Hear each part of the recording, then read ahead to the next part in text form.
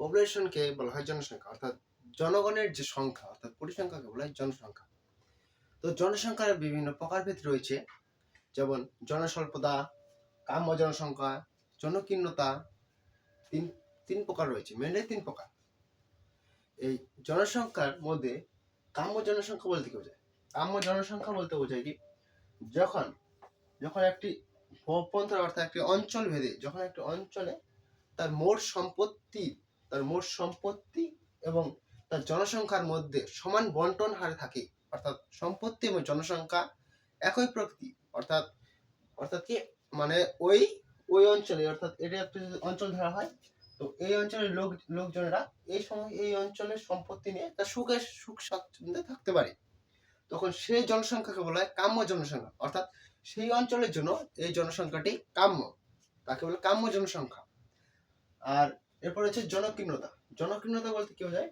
জনকীর্ণতা অর্থাৎ জনসংখ্যা অধিক, অর্থাৎ একটি অঞ্চল, সেই অঞ্চলে জনসংখ্যা যখন অত্যাধিক হারে বৃদ্ধি পায় বা অত্যাধিক হারে বেশি থাকে, তখন তাকে বলা হয় জনকীর্ণতা।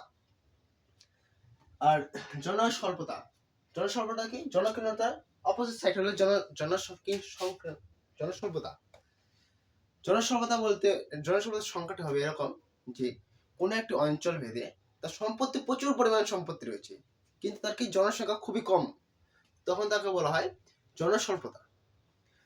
এখন কাম্য জনসংখ্যা, জনকীর্ণতা এবং জনস্বল্পতা মধ্যে কিছু দেশ আছে, দেশে এসব পাওয়া যায়, অর্থাৎ এগুলো কি এক্সাম্পল ভাবে কাম্য জনসংখ্যা দেখা যায় নরওয়ে, সুইডেন, ডেনমার্ক, 3-4টি দেশে কাম্য জনসংখ্যা খুবই কম পরিমাণে দেশে দেখা যায়।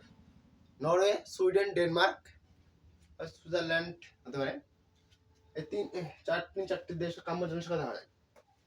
জনকীর্ণতা, জনসংখ্যা অত্যাধিক পরিমাণে বেশি থাকে। জনকীর্ণতা তো বহু দেশে দেখা যায়, যেমন রয়েছে পাকিস্তান, বাংলাদেশ, মায়ানমার, ব্রাজিল, তারপর রয়েছে ঘানা, বহু পরিমাণে চীন।